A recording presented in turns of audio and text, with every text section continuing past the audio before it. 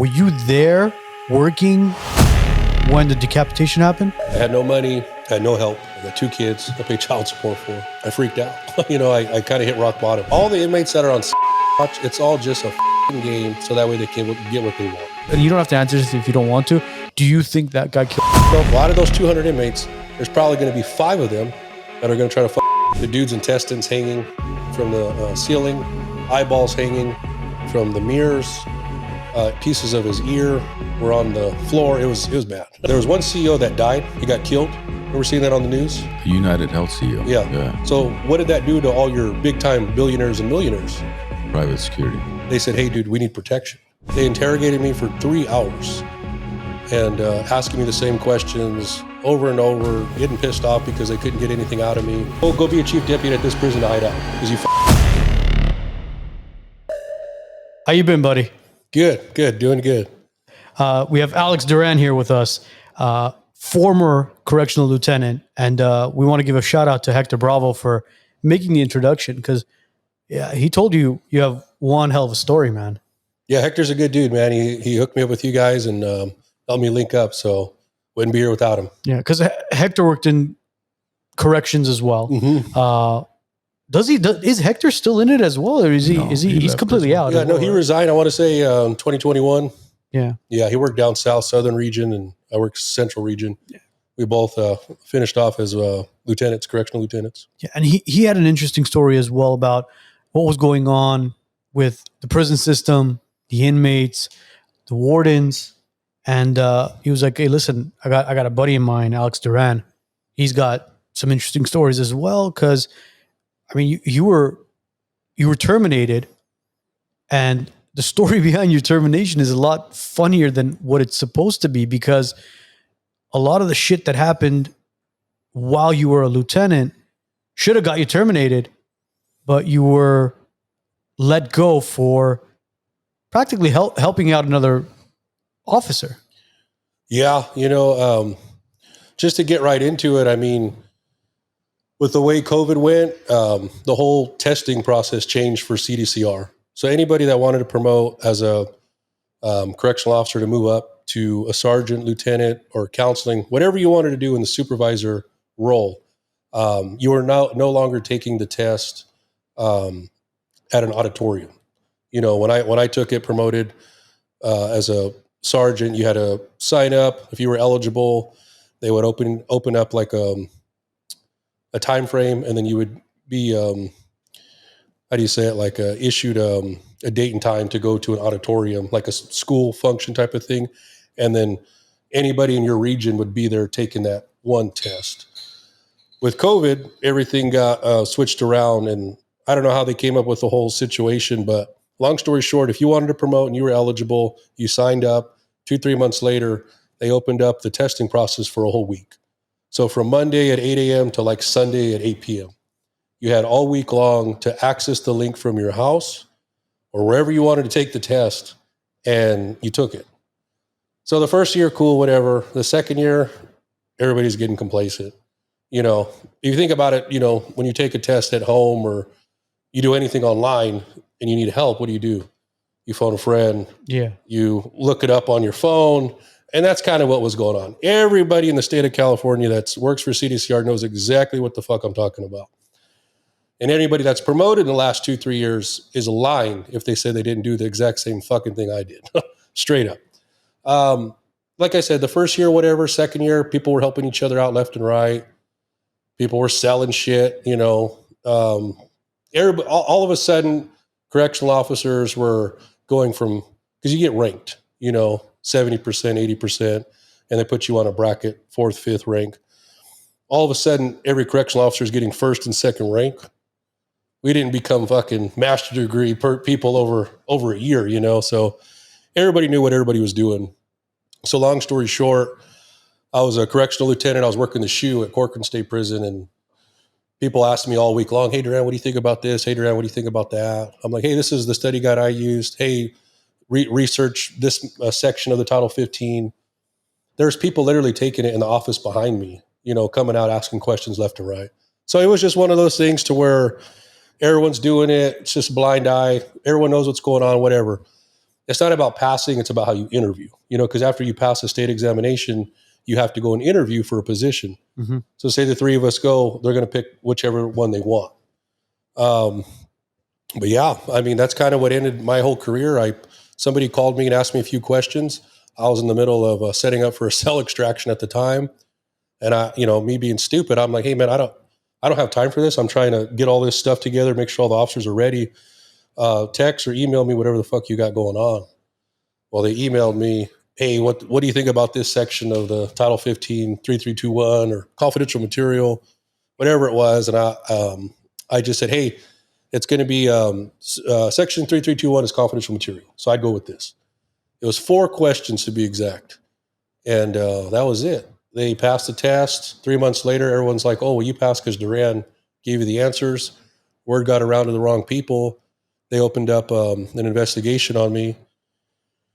I'm working the watch commander, and I get called in for an interview, and I got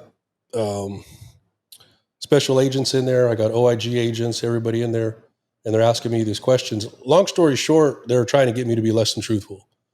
Did you do this? And I'm like, I don't recall, but I did help them with these questions. That's not me. I'm not going to lie about anything. If I fucked up, I fucked up.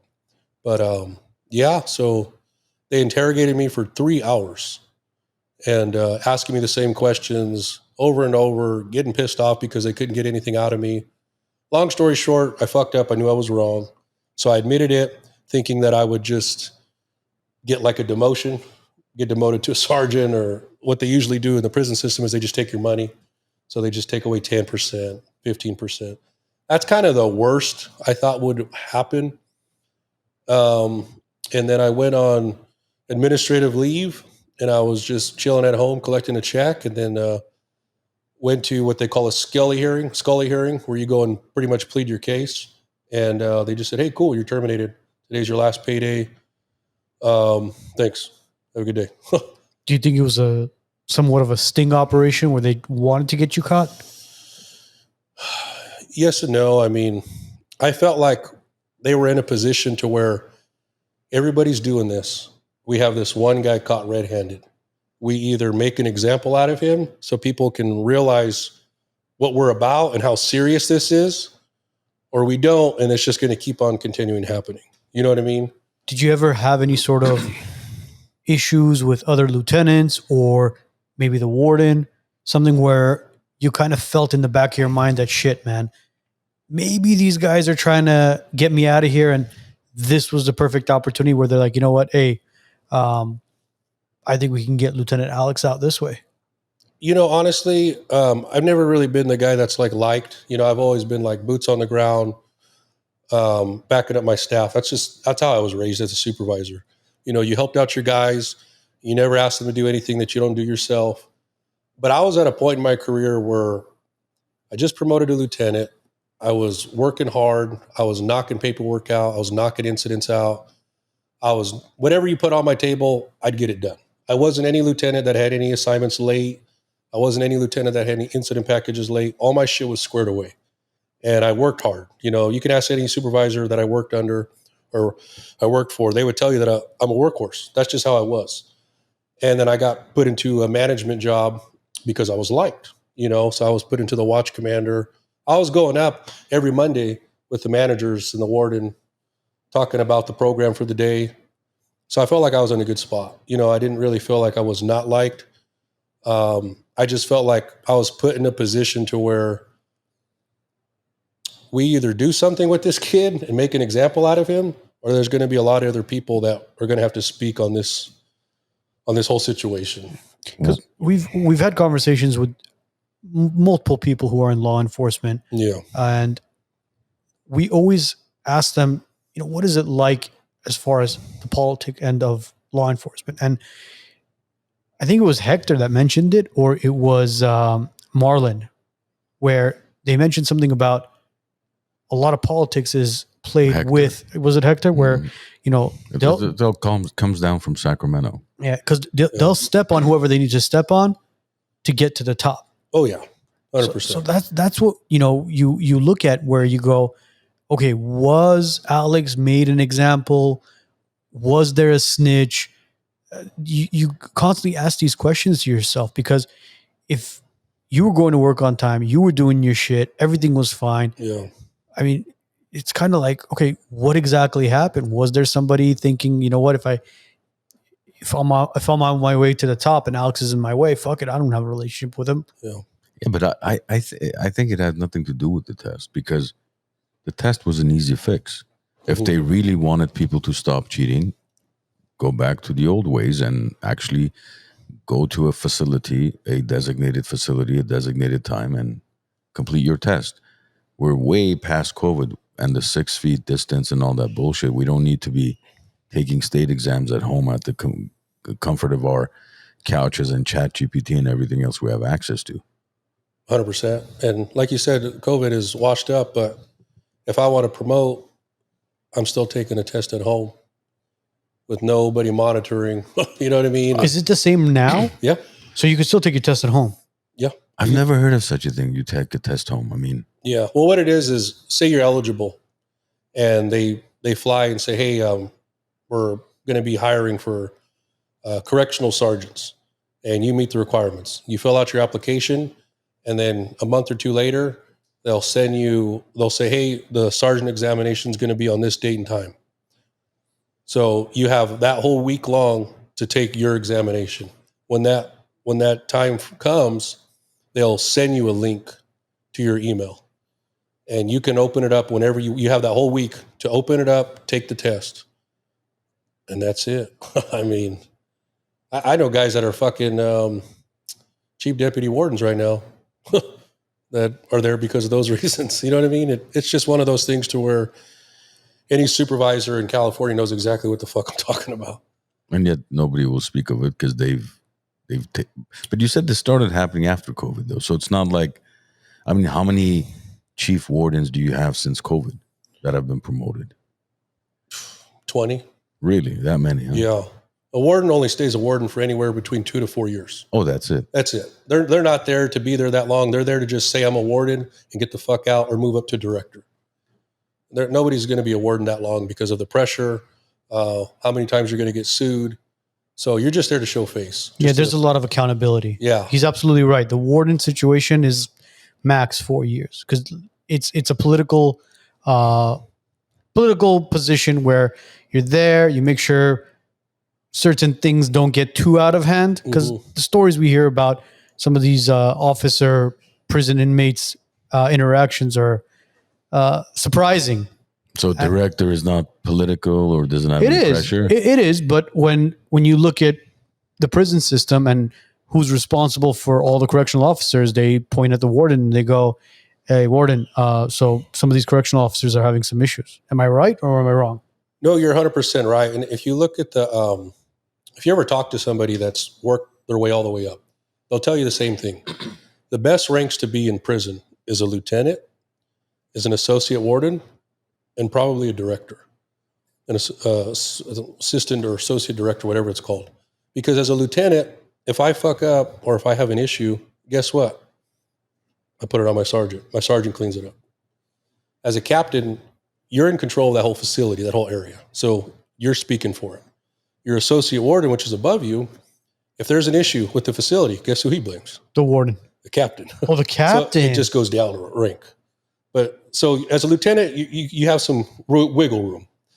As an associate warden, hey, your facility's fucked up. These inmates didn't get served chow in 2 weeks, so you guys violated OSHA standards. Oh, no shit. Well, fuck, somebody's going to take the fall for this. Your captain, your sergeant. Oh, shit. Yeah, so you can always bump it down to somebody. How many captains are there? I mean, each prison's different. At the prison, I worked at 3 state prisons. The last prison I worked at, we had 8 or 10, I think, at the most. Yeah, maybe 7 or 8. So you have about anywhere between 6 to 10 captains of facility or a prison.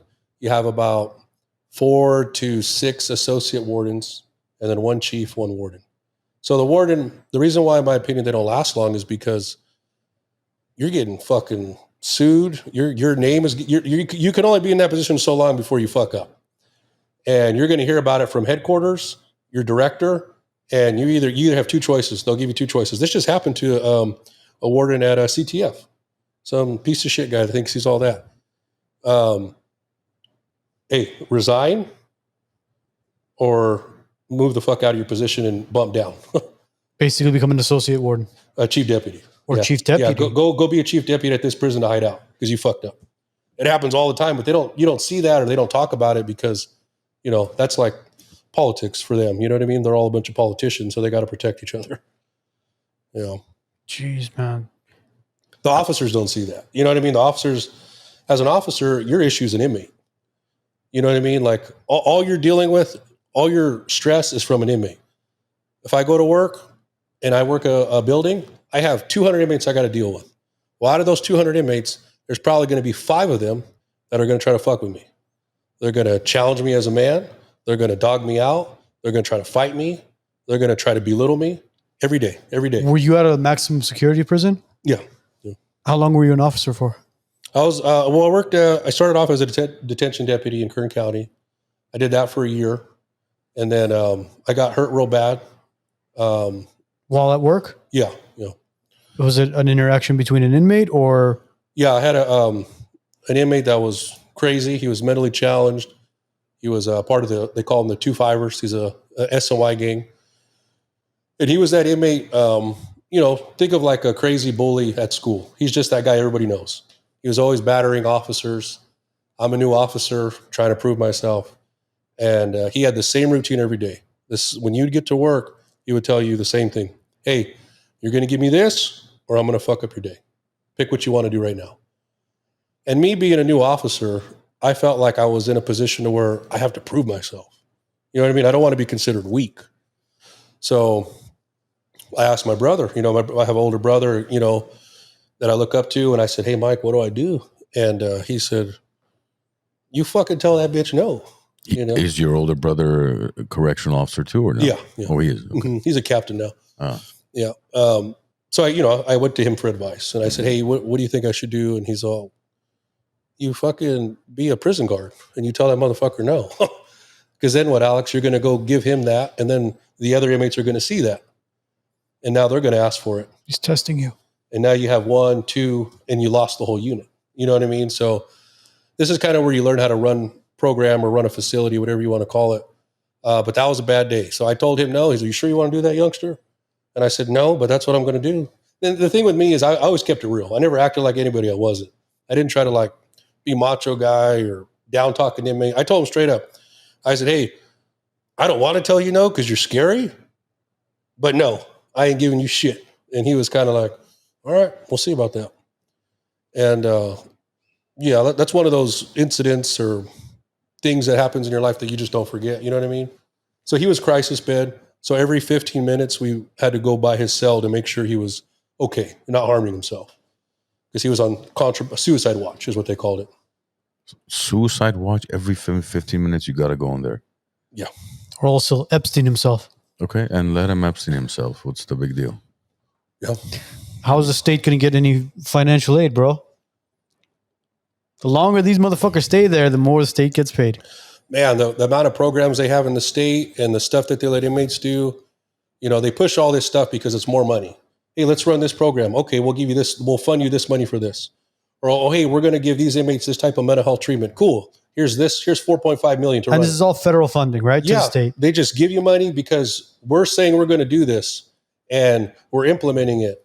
And then 2 months later, they do a report saying this is good. This is good. Well, guess who's the ones dealing with it? Guess who's the ones getting fucking battered? Guess who's the ones that are getting traumatized at work? The officers, the deputies, and the lieutenants. It's the fucking 1-year officer with no experience that just left Walmart and he went through a 4-month academy and now he's dealing with one of the most violent inmates in the state. So let's go back to your story right now. This guy's on practically 5150. He's a suicide watch. 15 minutes, every 15 minutes, you guys are going by a cell. Yeah. So, cool. We're going by, I'm doing my checks because there's 2 officers. I'm the new one. So I said, hey, I'll do 6 hours of checks. You can do the last 2. And, the inmates constantly asked, my partner was a female cop, hey, when are you going to come do your rounds? Whatever. Oh, I'll do it at the last 2 hours. So he knew exactly when my last check was. And he waited. I walked by his cell. I look inside. He's laying on his stomach on the floor. He has his head cut open and there's blood all over the place. So that's all I see. I walk up. I see an inmate. on his stomach, and there's blood leaking all over from his head, upper torso area. And it looks like he tried to kill himself. So what he wanted was for us to have an immediate reaction, right? You see blood, inmate's not moving. The first thing you want to do is provide aid, right? Call for medical, go in there and get him. Well, that's what he did to set us up. So I call my sergeant and said, hey, we have a medical emergency, cell, whatever. It was in the infirmary. And sergeant comes, old school guy. His name was Sergeant McMasters. I mean, dude, he was cowboy boots, right? He was chewing, fucking spitting in the bill. Like he was old school. Gee. Yeah. And he's like, and he's looking at me and he's looking at the inmate. And I'm like, do you want me to go in there? What do you want me to do? And he's just, this is how he's been doing it a while. He's just staring at him calmly. He's like, hey, youngster. And I go, yes, Sarge. He's all, open the port and pepper spray him. In prison, you do what you're told, especially at that time. So Pepper spray him. Yeah. As he's on the floor in a pool of blood. Not moving at all. I didn't realize what the sergeant was doing. He was watching his back to try to see the rise and fall of him breathing. I didn't know that at the time, So he's a youngster, spray him. I was like, how? He's like, with your fucking pepper spray. Pull it out and spray him in the fucking all over. So, like I said, you do what you're told. So I'm pulling out my MK4. I open the port, and I'm just like this, spraying his whole back because he's laying on his stomach. So I'm spraying his whole back. I spray like above his head. 5 seconds later, he starts coughing. And the sergeant goes, motherfucker's faking it. He wants us to go in there so he can try to hurt us. So I was like, fuck. He's all, close the food port. He tells the two cops next to me because we had people respond. He's like, hey, go get the extraction gear. You, tells a female officer, my partner, hey, go over there and we'll tell you to pop the door because everything was controlled by like a little podium. Yeah. So Duran, me, watch this inmate. So I'm sitting there. He's still kind of in a prone position. And it's just me. Everyone went to do their part. What did the girl officer go do? She walked over there. Boop. Oh, my God. I'm 20 years old. You know what I mean? You hear the door open. And, this maybe 10, 15 seconds felt like about 2 fucking minutes. It felt like forever. So the door opens. He looks up a little bit, sees it opening, gets up, pulls out this little makeshift shank he had. You can't close that door. Like if you close it, they have to push the button for it to close, to manually close, to lock, I mean. And he fucking rushed me. And it happened so fast. And I talk about this on social media. I froze up. I fucking froze up. He rushes at me and I'm just like this, fuck. And he got me in my back here and then he headbutted me. He was a little taller than me. So when he headbutted me, I just went like this. I took the hit and he hit the hard part of my head. So when he hit me, blood just started squirting everywhere because he had his head already cut open from the razors. And it was just, I'm just like this. Everything just felt like a dream almost. It was crazy. And finally my adrenaline kicked in. I grab him and I'm just trying to like throw him down. And then after like 3 times, boom, I finally get him on the ground. Everybody comes running over. And the officers I worked with, old school guys with grease hair, slick back. Yeah.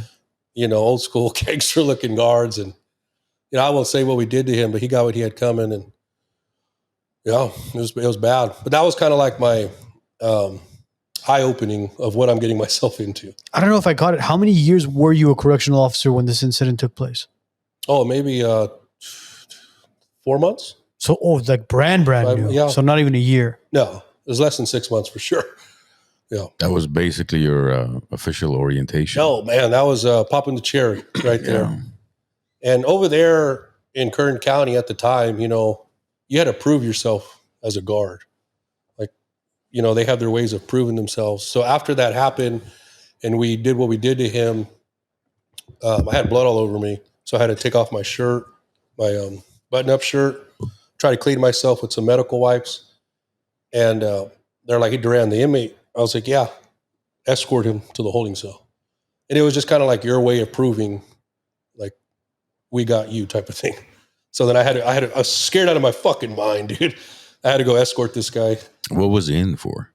You know, honestly, he was in there for poo butt, like burglary, vandalism shit, but he battered over 31 deputies.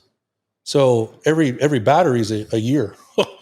So, I mean, he was just... He's tallying up his year sentences, basically. Because you're saying he was a scary dude, so that's why I was wondering, he wasn't a murderer then? He was just a Southerner from L.A., half white, half Mexican, regular, kid that just grew up in the gangs.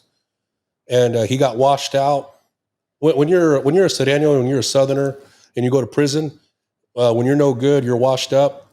You go to a protective custody, SOI yard. They created a gang called the 2-5ers, Dos Cincos.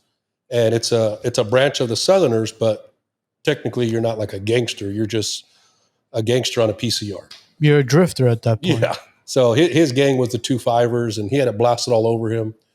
But he was just crazy. He was just that guy where he woke up and said, "Oh, I'm gonna hurt somebody today," and he would just watch. He would ask the night shift, "Hey, who's working today?"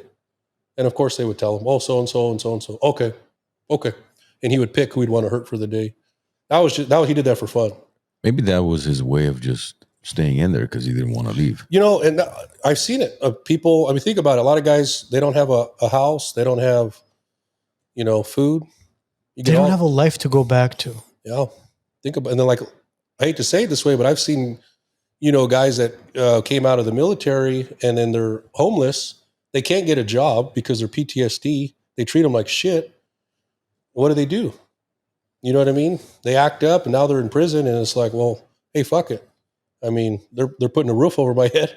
They're feeding me. Where else am I? And you think about it, like people that were veterans, hardcore, all they know is military structure where people yell at them. Yeah. Prison ain't nothing to them.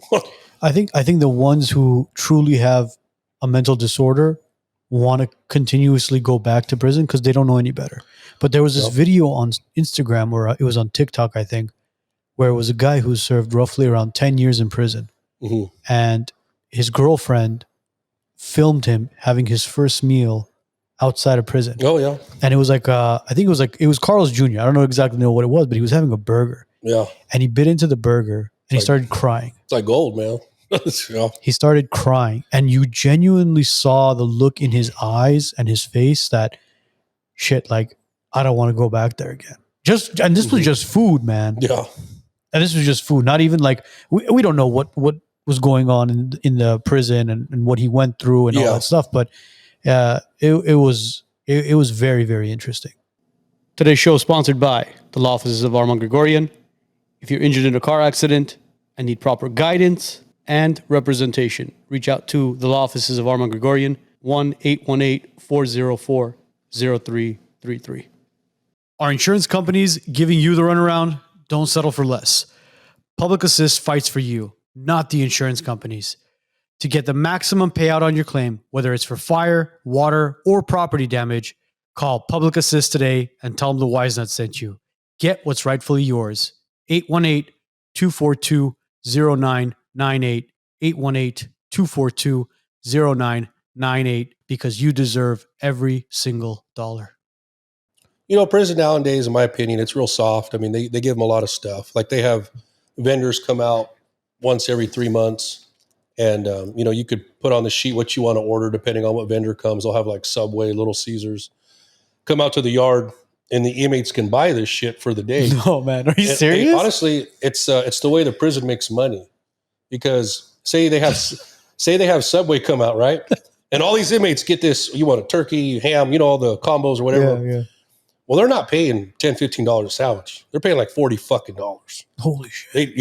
So they charge them $40, $50 a sandwich, and they give the vendor their cut. And usually they get a good deal because the vendor's making a shitload of money already. And then who profits the rest of the money? That prison. And the vendors are in the open area? Yeah, the PIO, which Hector did for a little bit, the public information officer, they'll reach out to vendors and say, hey, we want to do, I forget what it's called, like not a fundraiser, but there's another name for it. For the facility, would you guys be willing to come out and host the event, and they'll usually just get a big old food truck, bring everything out in the morning, and we put everything out for them, and then we have a list of all the stuff that they purchased. Everything is purchased through So their the vendors don't actually physically come inside the Yeah. facility, or Yeah. do they? Yeah. And they're serving the inmates themselves. No, they'll bring everything, and then the officers will kind of like help sometimes they will. Like Little Caesars, they'll come bring the pizzas. The officers will provide coverage, you know what I mean, to make sure everybody's safe. But they do that all the time now. But yeah, I mean, back then it was bad. I mean, not to sound like a prick, but I don't think they deserve. If you're in maximum security prison, I don't think you deserve any sort of food like that, bro. As a counselor and as a lieutenant, as you start moving up, you have to read these inmates' files. Because I've done a lot of staff complaints, grievances. I've done a lot of paperwork, investigation stuff. So I have to investigate, meaning I got to see what this guy's charges are. I got to read the police reports. I got to see all of the criminal activity he's done. And, some of the stuff is just not humane. It's horrible.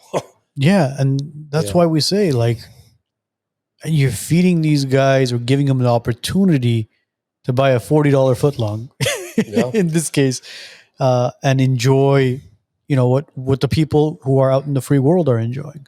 Well, I don't know if a footlong is that enjoyable these days. Well, I know.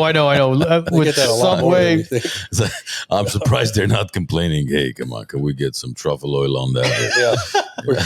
Can we get a truffle oil pizza? Yeah, they I haven't Inmate Appreciation Day. Inmate Appreciation Day.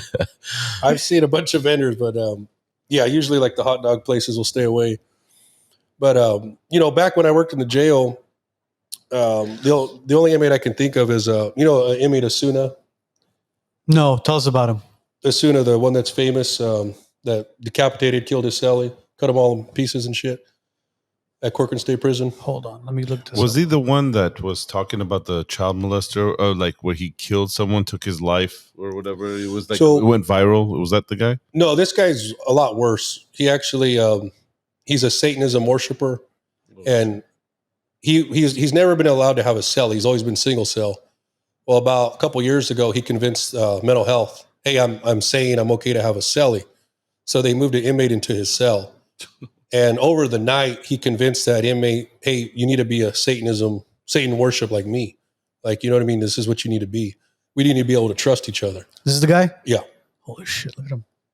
So we'll put up a I remember this. that face. Hey, hold on. Is this the guy that decapitated somebody's? yeah, that's what I'm talking about. This is that guy? Yeah. So I was going to backtrack to talk about when he started his career, because I met him in Kern County. I booked him into jail. Wow. Yeah. So you see how scary he looks? So Jaime Osuna is his name. Mm-hmm. And this guy was incarcerated in Kern County. So I want to say he's from Bakersfield. And I forget if he killed like a prostitute. He killed a lady, and we booked him into Kern County jail. And what I was getting at is the dude's always been crazy. He's actually a ex-Southerner, but he's always been like a Satanism worshiper. So he's always kind of like just been a little different. But he would gas officers with blood. He would cut himself, put blood in a little milk carton or the little peanut butter and jelly packs. He would cut the side and like cut his wrist and then let the blood leak out in there. And then when you'd walk by the cell, he'd squeeze the packet so it'd get all over your face. But when he did stuff like that, we would drag him out of a cell and put him in observation. We didn't give him, he got one little bar for the whole day. And that had all of his vitamins and nutrients for the day. So in my opinion, back to what you were saying about the guy eating Carl's Jr. or whatever, the burger. Yeah. And, talking about how that was bad in my opinion. We would literally just throw that fucking bar in there, and that's all he ate all day. I thought that was hardcore. I think he should have ate more than that bar, bro. I think he should have ate a nightstick, a fist, maybe a kick or two as well. Unless he did, and we just don't know about it. I don't know. Maybe he did. Yeah. So if you backtrack back in like 2012, Kern County, and you look at the paper, the detention deputies killed an inmate and with the baton. So we weren't allowed to work in downtown jail because of that. They killed an inmate, taking him up to the elevator. Oh, jeez. Yeah, those guys were hardcore. So we were only allowed to work at Lerdo jail after that. But yeah, being a kid working in Bakersfield, you have Lurdo, all your oil deal, big old country white boys. They're crazy. So let's go back to Jaime's story. Were you there working when the decapitation happened? No. So I ran 3A facility as a sergeant. Osuna was on 4A. So as soon as he's been at Corcoran and CSP SAC, he would bounce back and forth to state prisons for his mental health. So he'd go to CSP SAC, and then psychologists would evaluate him. They would change his mental health status. But he spent most of his time at Corcoran. And, he's not a big dude, so whatever. He is what it is. We never really had any issues with him. He wasn't like a guy that was trying to hurt us. Like, we have inmates that'll stab us in the face. He was just the kind of guy that would try to throw shit on you, whatever, So we didn't really consider him too much of a threat. But yeah, this is the thing in prison. You have custody, and you have medical, and you have mental health. And we all have different missions, but we all got to work together. And mental health made the decision to give him a cellmate. And we're like, hey, I don't care what that guy's telling you. Like, I don't think it's a good idea you do that. But that's not our place. That's where a psychologist, mental health come in. Well, they made that call, and they cleared him. Double cell clear, meaning he can have a cellmate. And the next day they put a Mexican dude in there. And on that night shift, what they did was they put a curtain in front of the cell door. And every time the officer would go and do the check, he would impersonate him and the other inmate. He got the inmate, he tied the inmate up. And he said, I want to tie you up. You need to be able to trust me. So he tied up his feet and his hands. And once he had him tied up, he just started slowly cutting him and eating him. And wow. Why was there a curtain? He's in an ADSEG setting. They call it restricted housing unit now. But in an ADSEG setting, it's required every 30 minutes, an officer has to go physically pipe or check the cell door. So every time an officer would walk by, they hung a curtain up. So that way the officer couldn't see inside the cell. And this is where a lot of officers fuck up. Where did they get a curtain from? The sheets. They'll just make it. But, what we're told is you account for live breathing flesh. So I got to physically see you, right? What he did is he put a sheet up and he told the officers, hey man, you know what I mean? We're working out. We're good. And then he would impersonate the other guy. Oh yeah, we're good, man. So the officer, all right, piped it, never saw, and kept going. So here's the story. So Jaime Osuna, 31 years old, had decapitated the body of his cellmate, Luis Romero, 44 years old, with a makeshift knife, state document shows.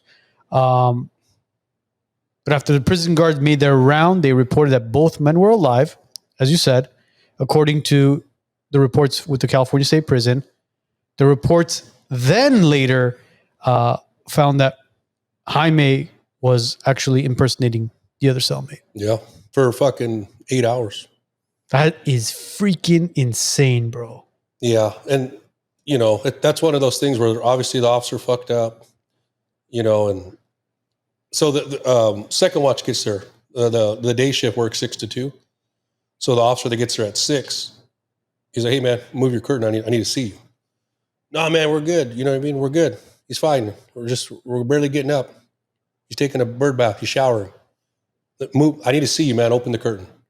This officer obviously is doing his job right. He's not leaving until he can physically see both the inmates. Well, I heard it was something like this. He's like, you sure you want to see this? And he's like, hey, move the curtain, man. I need to see you guys. So, all right. Move the curtain.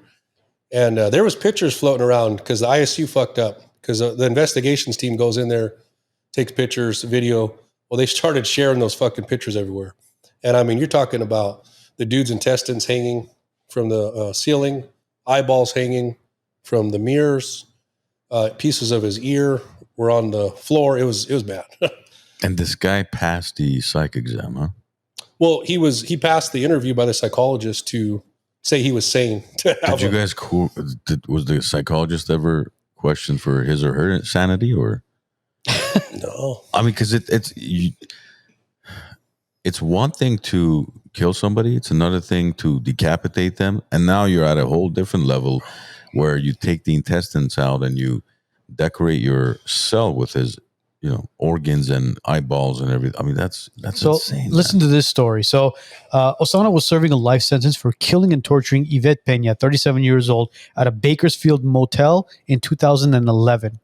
With face tattoos and a flair of Charles Manson, like satanic antics, he became a dark figure during the 2017 trial, mocking the victim's family and bragging on television and to news reporters about the love he had for torturing people.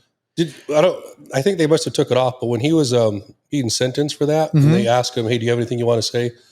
It's pretty sick. I mean, What does he say? He just takes pride. He's like, I'm so happy I was able to kill her. So see, an individual like that, where clearly in the article it states it as well, where he tortured somebody, he took pride in it, and then obviously on camera, in front of a judge, the jury, and the entire family, was bragging about how he tortured this 37-year-old victim, Yvette Pena, and you have a psych evaluation and you decide, all right, you know what? I get it. You have the Charles Manson look. You're satanic. You've been spraying, these officers with blood. But for the past 30 days, you know what? You're sane enough to sit down with another cellmate or have another cell bunkie with you. Yeah. I wonder what was the other guy for? The one that was decapitated. He was. You don't remember? He wasn't. From my understanding, he was just older Mexican guy in there for just some. But he's 44. Yeah, just some stupid shit, like nothing. Nothing. Is he still alive in prison, or they took care of him? Yeah. Yeah. He's still alive. Okay, so the other guy, the Romero guy, was serving 27 years in prison for first-degree murder. Yeah. Or, I'm sorry, second-degree murder. So fatally shooting a woman in Compton when he was a teenager at the time. Yeah, there's thousands of those guys at Corcoran. I mean. Yeah, so he was a gang member. Yeah. And from my understanding, these two had nothing. They did not know each other at all. No. So what Osuna would do, and I'd see him do it, is they communicate through the vents to talk to other inmates because they're all single cell, most of them. So they would talk through the vents, and they would travel to the other cells above them or below them, and he would talk to that inmate, say, "Hey man, I'm so and so, and hey, if you ever have time, you should read this Bible. It'll really touch with you." He's convincing this inmate over time. And then he starts telling the psychologist, "Hey, well, I'm good friends with," what's his, Romero? Yeah, Romero. Romero. Yeah, I know him. We've been talking. He keeps me feeling normal. It feels good to talk to somebody. You're building up this whole story. Mm-hmm. And then you get a psychologist, and I get it. I can't speak for what they do, but in a prison, you have master manipulators in there. That's all they know how to do is work people. So he's been single cell for 8 years. Like I said, I met him in the county, single cell. We've extracted him at least 4 times in the county. And then fast forward, he does his time in the state. I work Kern County, start my career at VSP, promote to CTF Soledad, and then transfer to Corcoran State Prison. And that's where I see him again at Corcoran State Prison. And after he did all that, he had to go to CSP SAC. So that way they can monitor him and be evaluated by more psychologists. When we had to transfer him, I took me and my guys, when he came back, me and my guys went to go pick him up because he ended up coming to our facility. And everyone's all scared, because of what he did. So I said, I'll go with you guys. You know what I mean? So we go over there, and I just keep it real short and dry. I say, "Hey, what's going on, man? We're going to take you to 303 building. It's an EOP ATSEG. So we're going to take you to this building. Are we good? Meaning, are we going to have any issues?" And he looks at me. He goes, "Oh, Duran, no, I'm good. I'm just full. I'm still full from the other day." And I was just like, it's just sick, man. You know what I mean? As in, he got whatever temptation he had and whatever he was looking to do, he's satisfied at this point. So he's not going to hurt anybody. No, he's saying he's full because he ate that guy. Oh, jeez, Yeah. bro. Oh, shit. Yeah. Oh, man. Yeah, he's saying, he's like, I'm still full because of all the meat I ate. That's a different level of insanity. See, how do you leave that man in jail? How do you let that guy even see any sort of daylight? Because they still have the same human rights you and I do, unfortunately. Yeah. Dude, he has a... But the guy he just ate didn't have the same human rights? You should see the girls that come and visit him. Talking about fucking porn stars. Visit him as in like that type of visits, or no, he doesn't get visits like that. To get a conjugal visit, you got to be legally married. But I mean, all these girls admire some of the shit he's done. so how they come and visit him? How just to speak to him over that behind the through glass, through a glass, through a phone, Okay. and they'll sign up once a visitor gets approved. Then once a week he could technically have a visit. So they'll come. And I used to be the visiting sergeant, so any female that would come, we'd have to process them in. How do you not give somebody like this the death penalty, Mo? But forget the death penalty, and then you hear women, on Instagram. There's no good men out there. Are you looking in the right places? I mean, yeah. I mean, It's like I've had to cancel girls like visits because they would get in there talking to him, and the first thing they want to do is start flashing him to, show their tits and everything. And obviously that's not allowed. So not even for him. Unfortunately, Unless he's going to eat them. yeah. And mind you, what I don't understand is how a prison guard did not catch any sort of noise or, I mean, It's no different than if your kids are pretending to sleep or something, and you walk by, you're like, you don't want to bother them. They're like, no, my kids aren't we're gonna shanking each other with I understand. knives, bro. I understand. But I mean, okay, where did he start? Where did he end? Did he stab him in the neck? Okay, you didn't hear any gargling or anything? You didn't hear anybody scream, yell? I mean, so because he was interviewed and he had to talk about all this. He shared it like a story he loved. But he convinced the inmate, hey, I'm a Satanism worshiper, so are you. So I want you to tie me up so I could trust you. And in return, I got to tie you up. So tied up Osuna, whatever. He's okay, let me tie you up now so that way, we can trust each other. So he tied up his legs, he tied up his hands, did a tie around his mouth and his eyes. And I heard he started cutting his throat, then he cut his tongue out so he couldn't make any noise. And then he just started eating them. oh man, gee. And this is on, and he spoke about this openly on video. Oh yeah, he was interviewed for hours. Is there a video on this that we could see? So no, not that, but I don't know. Maybe we could. There was a video. The ISU, they showed the cell. Dude, if you saw the cell, it looked like something from the Saw. It was crazy. I could only imagine. Yeah. Bro. I don't even want to picture. How do You said intestines. It's Jaime. Jaime. Yeah, and then last name is Osuna. Osuna. Yeah. Because you said there was ears, intestines, eyeballs. No, everything. Intestines, it's long, 20, 30 feet or whatever it is. Yeah, this shit wrapped all over the fucking cell. Oh my God, Yeah. man. Mm-hmm. Fingers. He had the middle finger cut off, flipping us off, taped on the walls, everything. That's a different type of psychopath. Yeah, and he did it like he was just like, man, I am so honored that I was able to do this. Thank you so much. Like just normal. And then I when we went to go get him, this is how sick some of us are. Like I'm eating my peanut butter and jelly sandwich as he's talking to me, just because I got to eat. I'm hungry. But thinking about what he said afterwards, I'm like, God, that's horrible.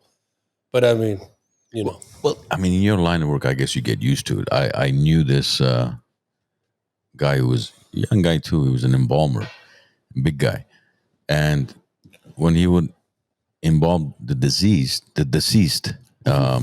he'd be having sandwich, and then he'd throw them on his back and move around the facility and put them back down. Put the sandwich on their belly. So, I mean, the guy was used to it. You and I could probably not even step into that room, but he didn't mind eating a sandwich in that room. I saw my first dead body when I was 20 years old. Over there in Lerdo, the Northerners were a big population. And this one Northerner was no good. So they told his cellie, hey, take him out. So he was in a wheelchair. So he waited till he was going to get ready to go to bed, and he choked him out right there in his wheelchair. So he died right there. So I'm going over there to pull him out for court, and the inmate's proned out, and I'm like, what the hell's going on?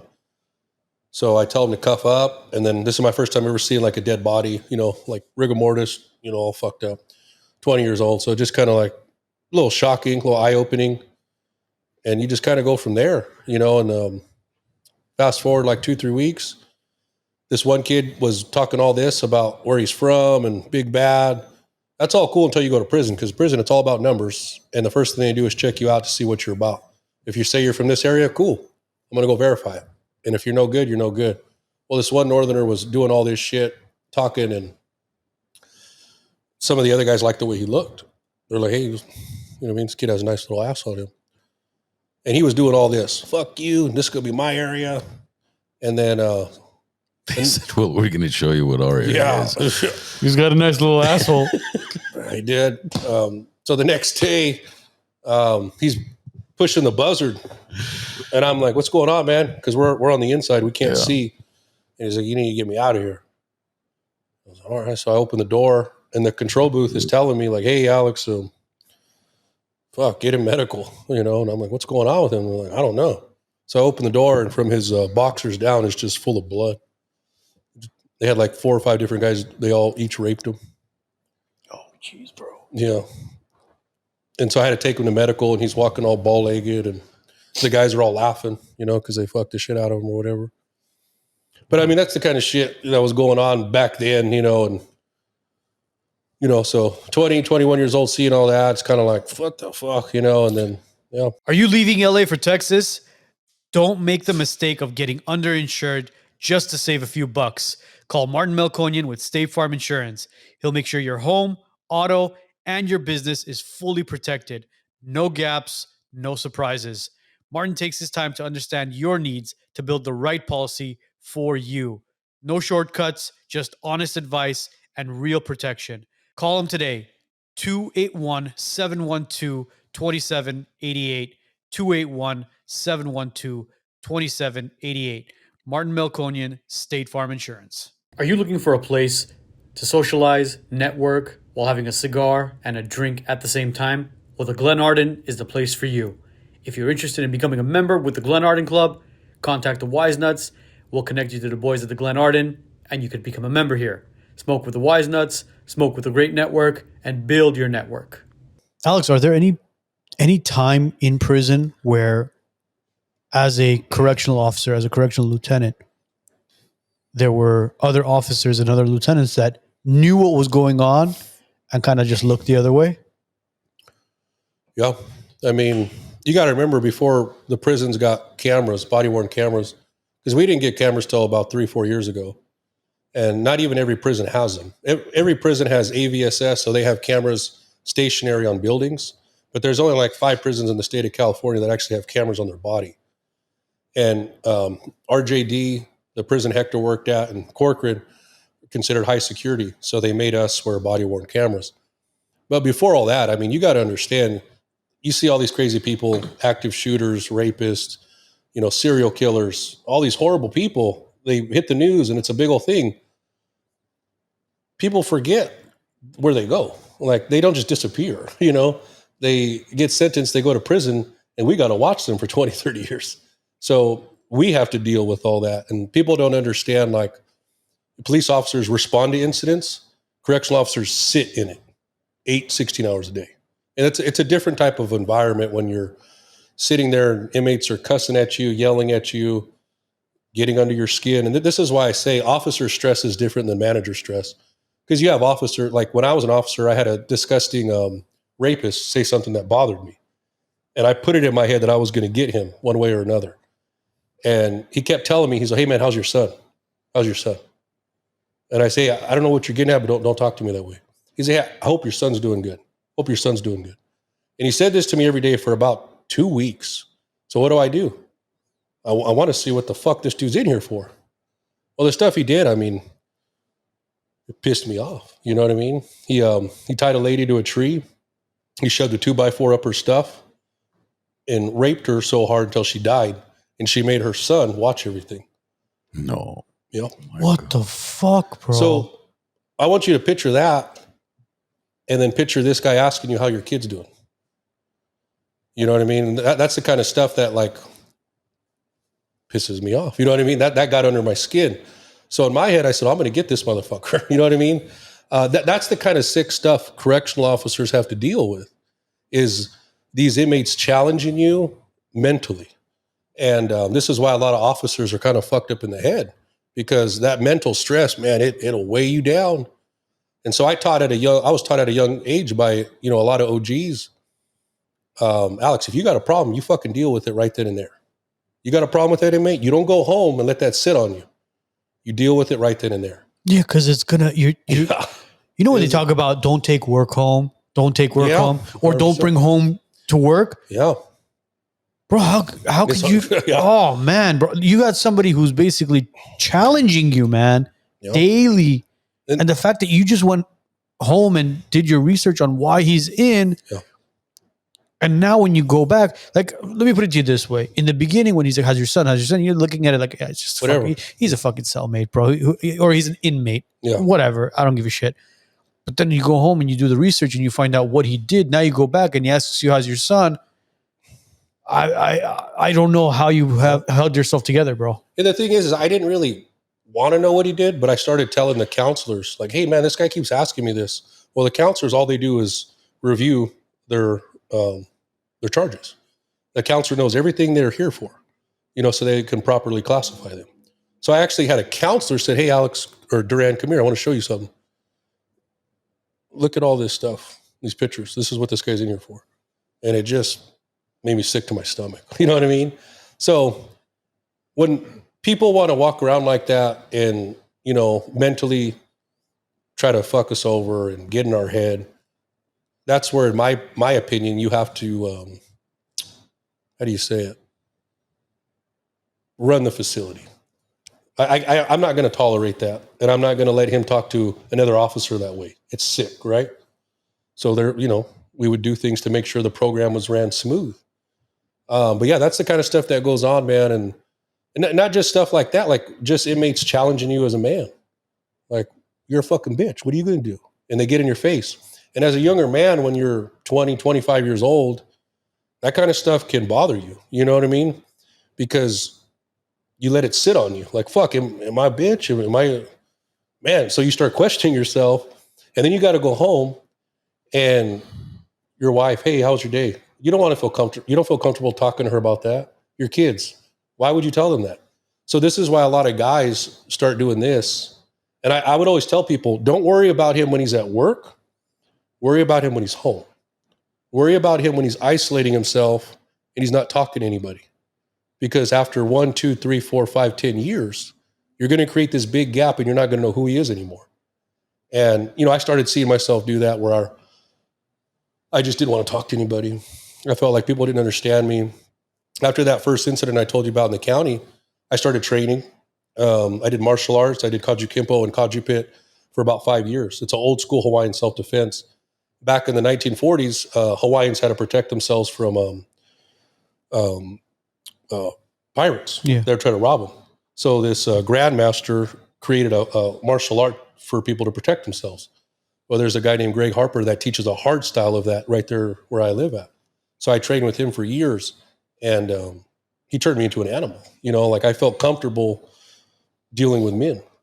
And ultimately, that's what kind of like, because I was in a lot of incidents working in the prison.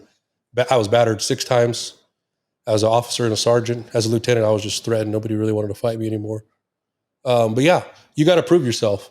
And a lot of officers that I would see get involved in situations where inmates would challenge them, belittle them, threaten them, that bothered me because I saw that happen to me. So as a supervisor, I made it my job to, "Hey, what's going on? Oh, this inmate said this, this, and that. He doesn't want to come out.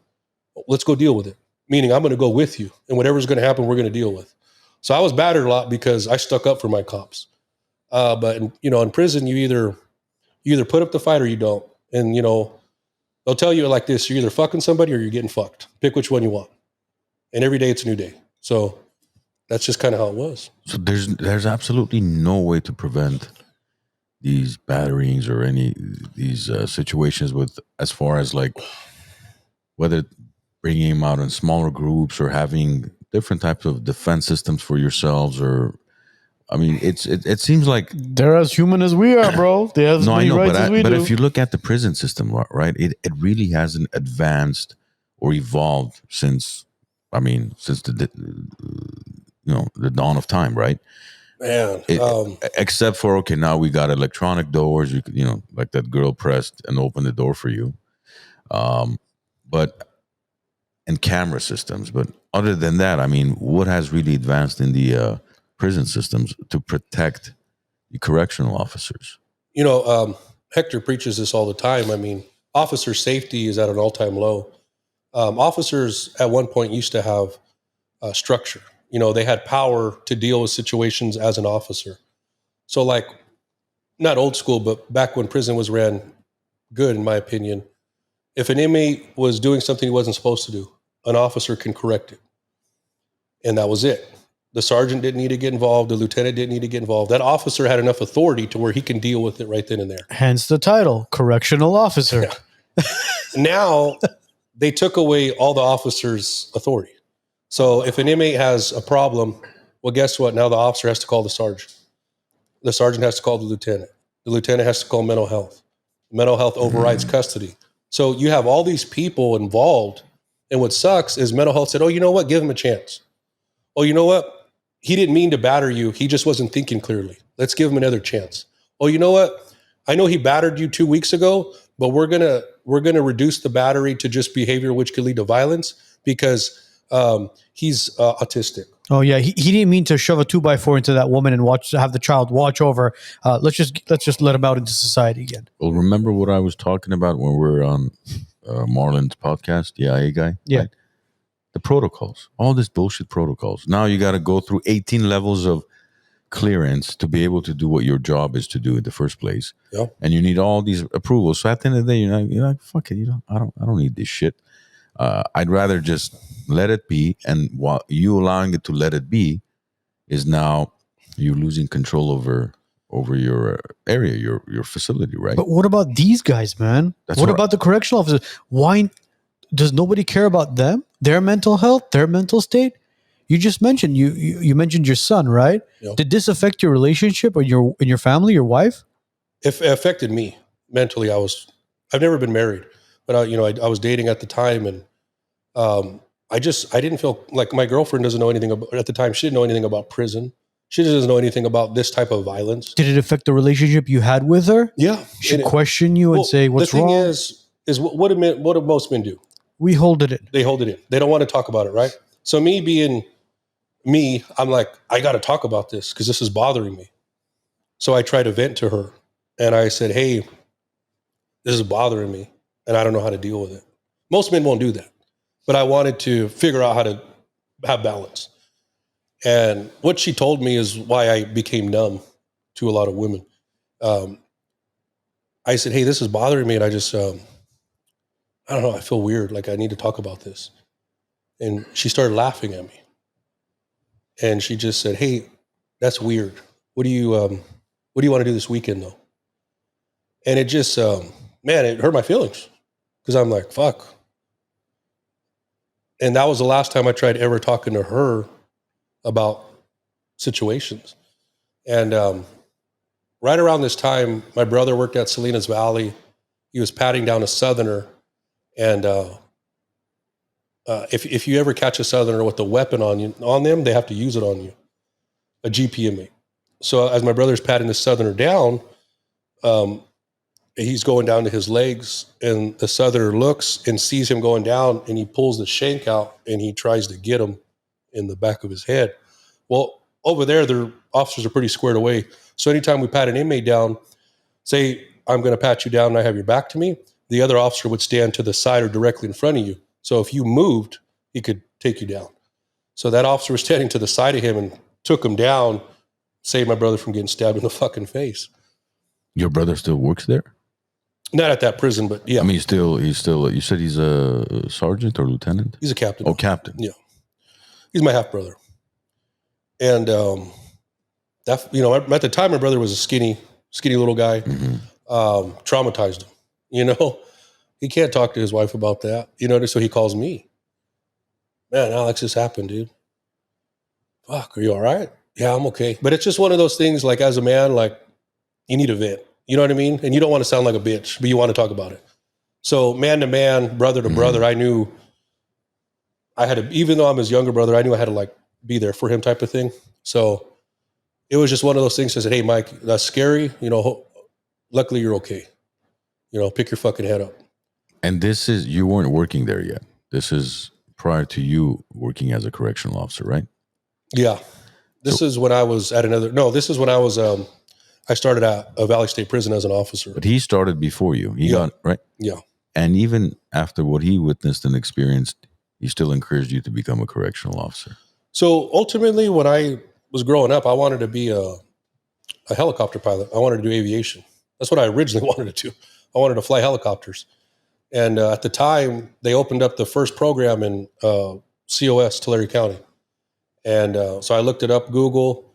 So if you become a certified helicopter pilot and you had your license, you can transport oil from California to Mexico 6 months out of the year. They started you out at $100,000. That was good money at the time. So I'm thinking, fuck, I want to do this. You know what I mean? Go fly fucking helicopters. But, those kind of programs, they cost a lot of money. And I had to have a co-signer, and I ended up doing a couple of rides to get my hours up, but I could never have a co-signer for me. It was too much money. My mom didn't want to do it. My dad didn't want to do it. So what do you do after that? Try to figure out how to make money. And, CDCR, correctional officers, they make decent money. They make good money. But with them, they have the best benefits in the state. Best medical for you, your family, best dental, so that's ultimately, in my opinion, why people go to the state is as a correctional officer, you're the highest paid in California, so I'm like, well, might as well do this. I don't know what else to do, And it's easy to get in. Yeah, pretty much. High school diploma, clean record. You don't have to pass a physical or health exam or anything? Yeah, so you got to go through their whole thing, and you apply, take a written test. After the written test, you do a physical. After the physical, you do a vision. And then once you pass all that, they do a background on you, go over your work history, make sure you don't lie about anything. Then you sit down with the psychologist. There's a process. It takes anywhere from 6 months to a year. But I mean, as long as you have a clean record and you haven't gone to prison and you're not colorblind, you pretty much be a fucking prison guard. And look at it this way: when you want to rank up, it's all take it home tests, home tests, or phone a friend tests. I heard the state bar, they want to do take home test too. Oh, really? Oh, fantastic! There you go, those ladies of you and in gentlemen. law school, just wait a few more years. It's going to be take home test. So ChatGPT will be your best friend at that point. Oh man, it's a game changer right there. Oh, seriously, bro. Today's show is sponsored by the law offices of Armand Gregorian. If you're injured in a car accident and need proper guidance and representation, reach out to the law offices of Armand Gregorian, 1-818-404-0333. Are you leaving LA for Texas? Don't make the mistake of getting underinsured just to save a few bucks. Call Martin Melkonian with State Farm Insurance.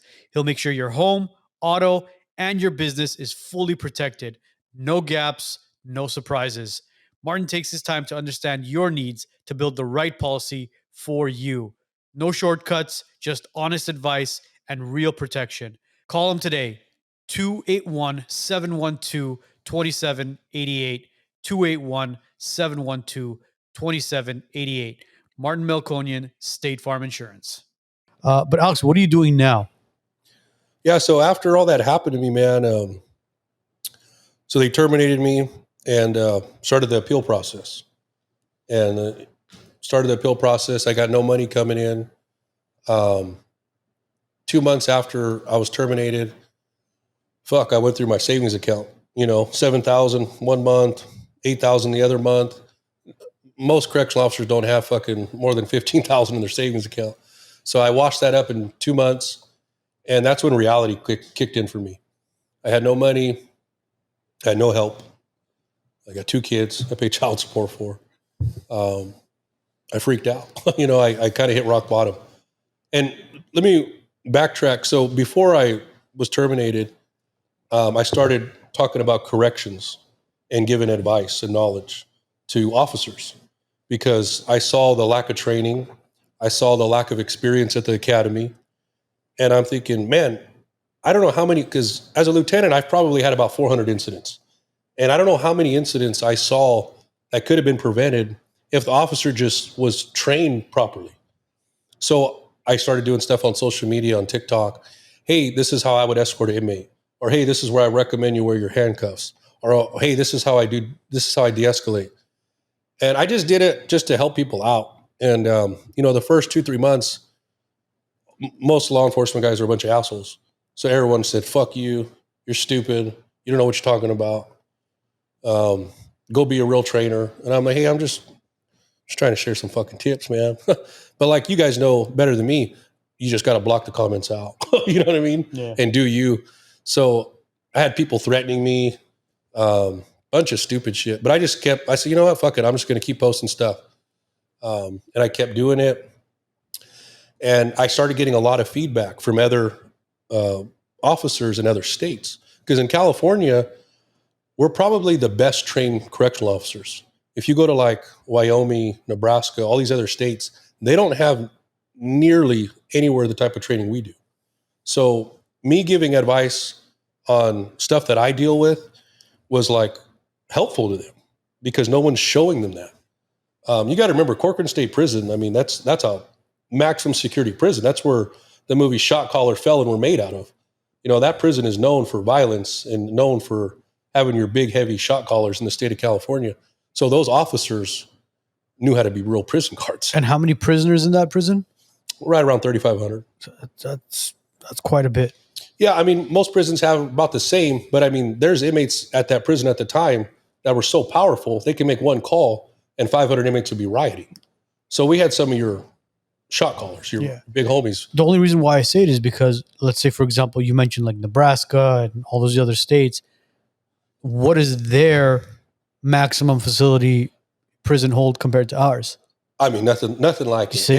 And I've talked to a lot of those guys too. They're like, well, we have our violent inmates, this, and that. And I get it. Everyone has their violent inmates. But when you compare your violent inmate to ours, it's a different level. And me trying to say that to another officer, they'll never understand that until they're put in our shoes because everyone's, mine's better than yours type of thing.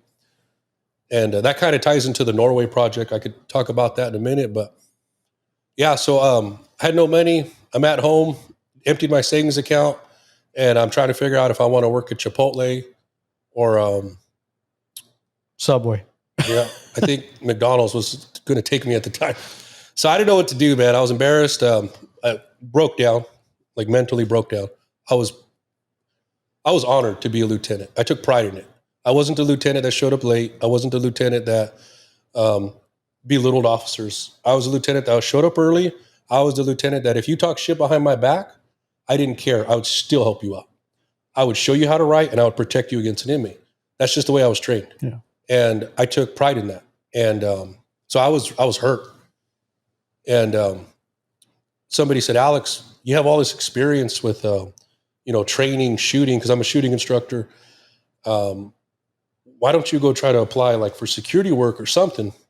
So I started the process. I got my guard card. I got my CCW, my weapons permit. And I built my resume and I started looking into counter surveillance security and executive protection. And I made a few calls to some buddies and they said, yeah, there's work for that, but you got to go where the money's at. So the money's either down south or up north. So I went up to Redwood City in Mountain View, about 30 minutes past San Jose. And about a year ago, there was there was one CEO that died. He got killed. Remember seeing that on the news? The United Health CEO. Yeah. So what did that do to all your big time billionaires and millionaires? Private security. They said, hey, dude, we need protection. Well, they can't have a police agency walk around. So who do they want? They don't want Joe Blow security. They want the mall cop. Yeah, they don't want that. They want somebody that has 10 years or more law enforcement, that comes from some type of special forces background, or somebody that knows how to shoot. You know what I mean? They want somebody that they feel can protect them. So I said, well, fuck it. I'm not no fucking Green Beret, but I was in law enforcement for 12 years. I'm a shooting instructor through the NRA. I'm a chief range safety officer. I was a lieutenant. I was on the crisis response team as a SWAT operator. Let me go sell it. You know what I mean? So I did. And man, it was hard, dude. I broke down and I was sleeping in my truck 3 days a week, interviewing, trying to get work. And it's all about networking. So I'd go to these places and say, hey, I opened up an LLC for my security consulting company and just said, hey, this is my security consulting company. I do executive protection, this, and that. And I got hooked up with Jeff Brown. He's a PPO holder, and he helped me get the position I'm at now. And he lined me up with an interview with a venture capitalist, a billionaire up there. And I interviewed, and I can't disclose of him because I signed an NDA, but real coolest fucking dude I've ever met.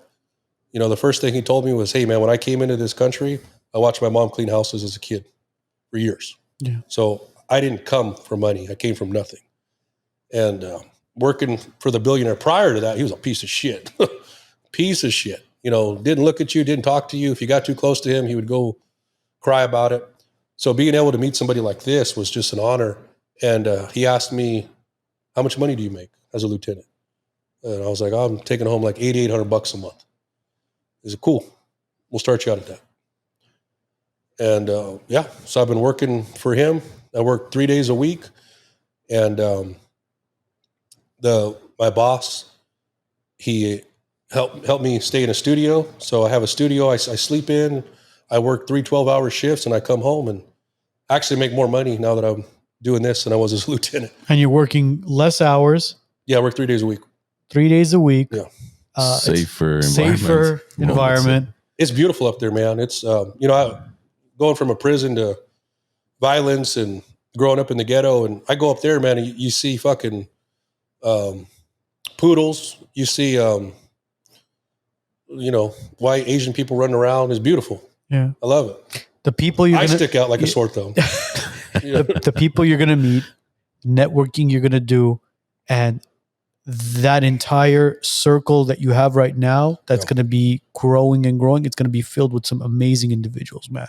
I'm blessed, man. And, I know we talked about me being terminated, but I resigned. I wasn't really terminated. I ended up in the appeal process. I called my attorney and I said, hey, I want to go ahead and resign. So they did the paperwork. I resigned. So that way I left on good terms. I talked to my boss, and I'm trying to get I have to have 2,000 hours as a qualified manager. So that way I can qualify for the state of California to take my license test to run my own security firm. So I had to talk to my boss about it, because ultimately it's his line of work. Yeah. And he said, hey, Alex, I'll help you out. I'll line you up so that way you can go and take your test. So in November of the end of this year, I'll be eligible to take my test. Once I get my license, it's just it's up to me to run my own firm. Beautiful. So that's where I'm at right now. And I know a lot of people talk about completing and doing and everything they've done, but I'm still on my grind. I'm still trying to get there. What's your background, Alex? What do you mean? Like, as far as nationality? I'm Mexican and German. Mexican and German? Yeah. Kind of like you're a mutt. I'm lost. I never really fit in with the Mexican people. Never really fit in with the white people. I look like a fucking paisa. I talk like a white boy. So yeah, I look. That's the first time I've heard that. I look Hawaiian too, though. I swear, I was Polynesian, and you for some reason that's. Yeah, I take my shirt off. I look like a straight gangster. I grew up in Fresno. My uncles are all Fresno Bulldogs. I don't talk to. You're right. He looks like Mark Hunt. I don't know who that is. He was a former UFC and K1 champion. Yeah. Fuck, I'll take it. I'll probably beat my ass, but I'll take it. I'll probably beat all of our asses at the same time. Yeah, I just got a little bit of everything, and I've always been a people person. I've always been good to communicate, and that helped me out a lot in the prison system, and it helped me out a lot doing what I do now. And man, I love doing what I do. I go over there, I work 12 hours. I do counter surveillance. I watch cameras. I take this guy where he needs to go, and talking to him. I mean, man, it's just seeing how he talks and communicates and networks. It's an honor, to be around people like that. And, absolutely. Yeah. I enjoy doing what I'm doing, man. It's a great line of work you've chosen, because there's more and more billionaires and multi-millionaires, and eventually soon trillionaires. People that are going to need your services. People don't realize how many billionaires are sitting right there past San Jose. Of course. And when you talk about people that have money like that and they want executive protection, how much do you think they're paying a month? A ton. It's not just for them. It's for the family, the kids. So it's everybody. It's the whole shebang. Yeah. So, I mean, honestly, as a warden, wardens, they make $15,000 a month. That's $180 a year. Yeah. I was making that as a lieutenant with overtime. So I was thinking, cool, if I go back to work, they're going to demote me down to an officer. They're going to cut my pay by 20%. And then I'm going to have to work my way all the way back up and deal with all this bullshit with the way the prison system is going. For what? For a lousy $14,000 a month? I mean, that sounds, it's good. Don't get me wrong. It's good money. But I was like, I see my boss, 40, 60,000 a month, like nothing. And I'm thinking like, if I could do that one day, run my own business and be like this person, my boss, Jeff, he was an old school prison guard from Corcoran. Yeah. Now he runs his own security firm, private security firm. I look up to him. He's the best boss I've ever had. He's down to earth. He used to be personal bodyguard for Johnny Depp and Will Smith. Dude's a solid guy, badass fighter, but he's a people person, and he treats all of us like we're his friends. And man, going to that compared to what I was working with, I mean, I had captains saying, hey, Duran, fix it. Hey, Duran, clean this up. Hey, Duran, that inmate, we need to get him from here to here. Knowing he just stabbed 2 cops. Get him from here to here. Are insurance companies giving you the runaround? Don't settle for less. Public Assist fights for you, not the insurance companies. To get the maximum payout on your claim, whether it's for fire, water, or property damage, call Public Assist today and tell them the WiseNuts sent you. Get what's rightfully yours. 818-242-0998. 818-242-0998, because you deserve every single dollar. Are you looking for a place to socialize, network, while having a cigar and a drink at the same time? Well, the Glenarden is the place for you. If you're interested in becoming a member with the Glenarden Club, contact the WiseNuts. We'll connect you to the boys at the Glenarden, and you could become a member here. Smoke with the WiseNuts, smoke with a great network, and build your network. It's the land of opportunity here, man. Yeah. It's the land of opportunity. There's so much work and opportunity for you to be able to grow and prosper in this country. And then when you look back and you look at all these governmental positions and all these political positions, what is it, man? Yeah, it's all a stepping stone for the next person to kick you down and make their way to the top. Alex, quick question. Were there any surveillance, actual cameras in the cells? No. In prison, is there any cameras in the cells? No, they never put cameras in the actual cells because it's like a violation of privacy. But there's cameras. There's one at Corcoran. There's 2 cameras in the day room. Those cameras are so high tech. We had I had an incident on 4B facility where an inmate called for a medical emergency, and we get an ERV there. Long story short, the inmate is fucked up, and I'm like, dude, what happened to you? He's like, nothing. I'm like, bullshit.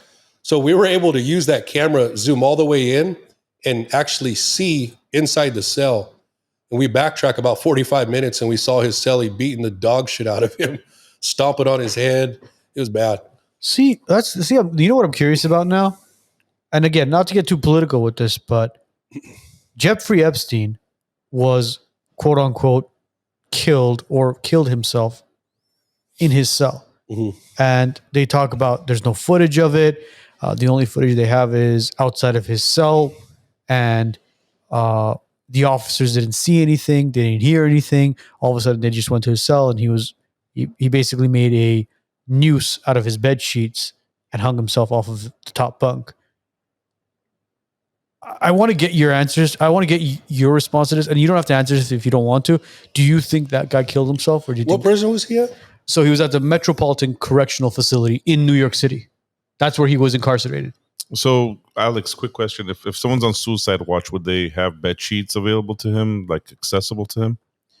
So right now, and I used to run a crisis unit when I was the healthcare lieutenant, and I had a C unit, which had about 30 to 40 inmates all on suicide watch. So anytime an inmate would come in that was on crisis bed, all they would have is a smock, and it's a safety mattress. Okay. That's it.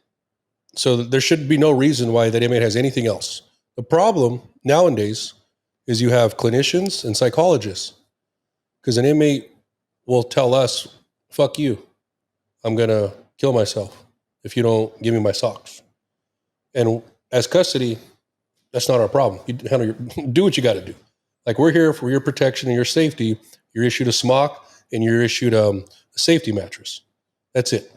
We're not giving you anything else. Well, they go and complain to medical and mental health.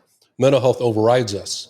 And they'll put in the, I forget what it's called, but they pretty much put in their sheets, hey, this inmate can have the smock and the safety mattress plus a blanket or plus some sheets. And we're like, why are you doing this? So that's the kind of stuff that's happening in prison. And it'll be okay for an hour or two or a day. And then the next thing you know, the dude's trying to hang himself. Especially someone that's on suicide watch, right? Yeah. Like I said, I ran a crisis unit. So this was daily for me. I mean, me and the SRN2 or the psychologist, we would get into arguments because I have my officers like, hey, Duran, what do you want us to do? They're giving this inmate all these sheets.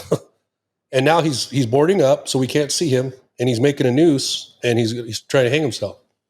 So then that's where I get my supervisors involved, my associate warden, and said, hey, what do you want us to do, man? So then they would do this. And it just became a battle whose dick's bigger. But see, somebody who's on suicide watch, I mean, you'd think that they would put him in a cell where there's constant surveillance watching him. Yeah. Instead of inside of a holding cell where there's just one little window and, you know what, we'll check on him every 5 minutes and make sure he's okay. Maybe it's more convenient that way. I've seen about 8 inmates kill themselves. All the inmates that are on suicide watch, it's all just a fucking game so that way they can get what they want. And what they'll do is they'll say they're suicidal, and per policy, we have to put him in cuffs. He has to be evaluated. So then psychologists, medical, and me, we evaluate him. They make the determination to put him on suicide watch. They take him all the way over there to this facility. He's on observation. They put medical in front of his cell to do direct observation. All he does is masturbate to the female so that way he can get exposure to a woman. That's all he does. And then they go and complain, oh, the inmate's masturbating, so that's exposure. So as a lieutenant, I have to do a whole incident package, which is like 20 fucking pages long of all this stuff. I have to provide her all this stuff. So every time he ejaculates, you have a 20-page package. You gotta. There's your protocol for you, bro. Oh my God, bro. Fucking crazy. Hey, Duran, Steven Climax. You guys want paperwork? Fucking Steven. Yeah. Imagine walking into work and like, you know, there's like a shift change. They go, hey, listen, Perez, Calderon, and Williams all masturbated today. So, you know, I'm off the clock right now. So you got to handle 60 it. pages of Hey, dude, no lie. I've had one inmate get 3 nurses like in 30 minutes because he'd say, hey, come over here. I need help. What's going on? Oh, and then, you know. Oh, because he would actually ejaculate on them. That's why it was an incident. Well, he's behind the cell, but he would call them over so that way he could like make eye contact with them. And then when he would make eye contact with them, it was just, let me get it out. And they shoot that's a quickie. Oh, dude. It's an understatement, bro. They were good. You know what I mean? And then I have to go interview the fucking inmate. Like, what the fuck am I going to talk to him about? Oh, jeez. I feel bad for who was cleaning up So that what cell happened, after. Steven? How'd you get to that point of, well... Then I got to do this whole thing about this inmate did this on this date and time. And he what's the point of all this paperwork? Who the fuck is reviewing stupid. all like, I mean, is somebody eventually going to read it and be so just so you know, that's a DA referral case. Well, not anymore, but for the last 15 years, it was a DA referral case. Bro, it's going to sit on the DA's fucking desk for like years. Not one IEX exposure was ever picked up. And there you go. I just said it's going to sit on his desk for years. Fucking stupid. Yeah, because he's going to claim, okay, it's a natural thing. I mean, I got to do it. Yeah. Doesn't matter if it's going to come out eventually. Yeah. Like, that's the issue. It's like, yeah. So now they'll write a new protocol. Yeah. Now we got 5 more pages because it's happening too frequently, or we got to put the nurses through some type of bullshit HR courses. Like, it's just And then Jaime over there is building a shank and chopping up his cellmate and hanging him like a fucking Christmas tree. And you know what? That's fine. That's fine. It's okay. And I, looking at it from like a manager perspective, it said, hey, how much would it be just to put cameras in these cells and not pay these clinicians 24 hours a fucking day to watch them? And you could just have a camera watching them. Yeah, you wouldn't have any of these IEXs. But it was bad, man. And so what we do, or what I did, I said I would take the female off and then put a male nurse or a male custody to watch. And the inmates were like, hey, Duran, what is this? Like, can you have, Dashiko come back? And I'm like, no, man. And so we'd put these guys to watch them, and they'd be like, hey, Duran, if this fool's going to be on me, like sooner or later, I'm going to, I mean, he looks all right, you know? And I'm like, fuck, dude. And next thing you know, I got, you know, Chavez getting IEX'd. And I'm like, fuck, dude. Chavez, what did you do? Yeah. I'm did like, you bend over, yeah. buddy? So that's the kind of stupid shit that goes on. And are they suicidal? No. I've seen inmates, like I said, kill themselves. And the ones that want to do it, they'll cut their fucking shit straight down and leak out. All these superficial cuts, dude, come on. That's bullshit. Oh, the one just so they go vertical instead of horizontal. Oh, yeah. Like I've seen an inmate cut him shit straight here, and here. And just let himself bleed out. Yeah. Yeah, the guy with the paper cut. Nothing's happening. What are you testing your blood sugar? It's the same. It's the same as those people that take pictures with that when they're at the hospital. Oh yeah, with their with their bracelets. Oh, Yeah. I love that. They'll take a picture. Have you seen those on Instagram or Facebook? They'll post it. They're in the ER. Mm-hmm. You know, they'll be wearing their gown and the Little name tag. name tag, and then they'll post a picture. But the headline says, "Don't ask. I'm okay. Don't fucking post." Yeah, it's like, oh, I'm okay. What? Don't ask. Why are you posting an ER That's picture? screaming, like- ask me. Yeah, please, somebody ask me what happened to me. It's. I don't know if they do the same thing as, you know, how people will post something and the price won't be there, and they're like, DM me for price. Just put the damn price. You see, there's 18 comments asking you price. Just put it there. Is it for the algorithm, or is it just they want to get some messages? Ooh, another message. Yeah, pretty much. No, the best is when they'll see the message, but they won't respond right away. They'll let it just fucking fill up, and then they'll act busy. Oh my god, I was so swamped. I'm so Yeah. sorry. Yeah, I was swamped taking a picture at an ER. Selfie. Yeah, dude, it's crazy. We had a full thing of medical there, so you know we would. Bro, I think at this point they need to bring back mental institutions. They really do. Anybody who's mentally not there or is just clinically insane, they need to throw them there, have them in the straitjackets, in those rooms where it's just like fucking pillows everywhere, and let these nutcases just rot there at this point. Especially those psychopaths that are like satanic and they decide to chop their cellmates up. Those people don't belong in a prison cell. They belong in a mental institution. Yeah, there's some violent inmates, and you know, there's different types of violence. You have your violence like people that want to kill you, and you have your violence of people that want to hurt victims.